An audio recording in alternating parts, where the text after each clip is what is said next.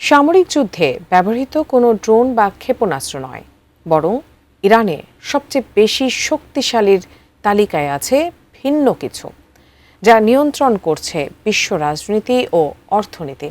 মার্কিন ও ইসরায়েলি আগ্রাসন শুরুর পর ইরানের সেই অস্ত্রের জবাবে এখন দিশেহারা যুক্তরাষ্ট্র ও তার মিত্ররা। বিস্তারিত সাদিয়া সিদ্দিকার রিপোর্টে।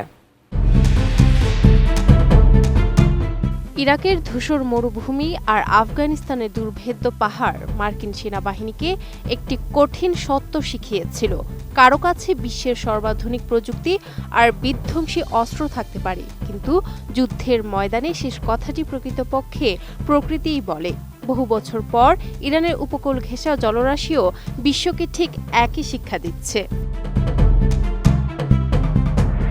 যুক্তরাষ্ট্র ও ইসরায়েলের বিরুদ্ধে সম্ভাব্য যুদ্ধে তেহরানের সবচেয়ে বড় তুরুপের তাস কোনো পারমাণবিক কর্মসূচি নয়, বরং প্রকৃতির দান হরমুজ প্রণালী। বিশ্বে ব্যবহৃত মোট জ্বালানির প্রায় 20% তেল ও গ্যাস এই সরু জলপথ দিয়ে পরিবাহিত হয়।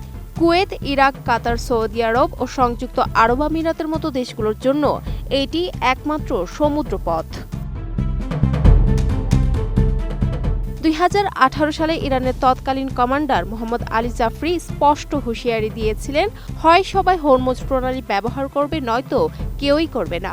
বর্তমানে ইরান কার্যত সেই জলপথকে নিজের নিয়ন্ত্রণে নিয়ে বিশ্ব অর্থনীতিকে জিম্মি করার ক্ষমতা অর্জন করেছে।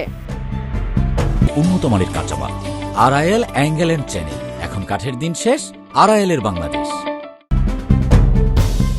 এই প্রণালীর ভূগোলই ইরানের প্রধান শক্তি। এর সরু আকৃতি, অগভীর পানি আর লুকিয়ে থাকার মতো অসংখ্য খাড়ি সহজে মাইন বা বিস্ফোরক বোঝাই দ্রুতগতির নৌকা আড়াল করতে পারে।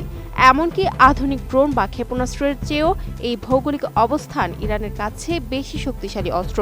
প্রণালীর সবচেয়ে সরু অংশটি ওমানের মুস্তানদাম পেনিনসুলা এবং ইরানের বন্দর আব্বাসের মাঝখানে মাত্র 24 মাইল চওড়া।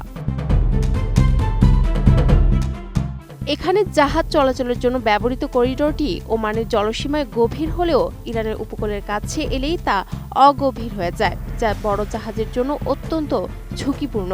এই উপকূলেই ইরান গড়ে তুলেছে তার সামরিক দুর্গ।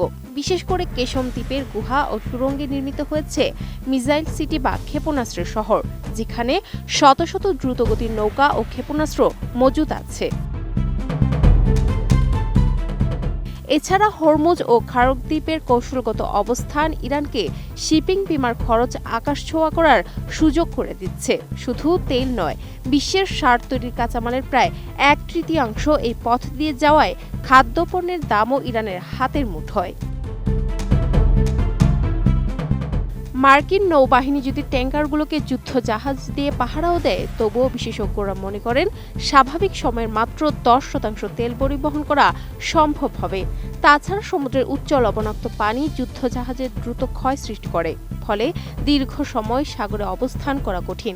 ইরানের উপকূলের খাড়া পাথরের দেওয়াল আর আবদারেহ বা জল উপত্যকা থেকে যে কোনো সময় ড্রোন বা ক্ষুদ্র সাবমেরিন বেরিয়ে আসতে পারে, যা মোকাবিলা করার সময়টুকু প্রতিপক্ষ পাবে না। Sadia Siddika, ATN news.